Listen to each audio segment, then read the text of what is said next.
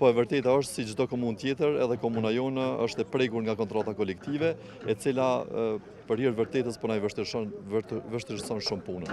Jo, unë mendoj që ajo është kontratë ilegale, dhe si kontratë ilegale nuk duhet paguhet as nga komunat as nga ministria. Kjo duhet adresu sakt, duhet të gjendet fajtorët dhe ata që kanë shkaktuar këtë dëm kaq të madh Republikës Kosovës. Ne mos të merremi me fërkemët e gjurmët, po të merremi me ujkun. Na ujku këtu ka emër dhe ka mbiemër. Janë zotërit që e kanë nënshkruar. Ata duhet me marrë përgjegjësi penale për veprimin që kanë bërë. Ndërsa kjo hedhja gurit andaj këtej, kjo është çështje më shumë e partive politike edhe për përfitime politike elektorale.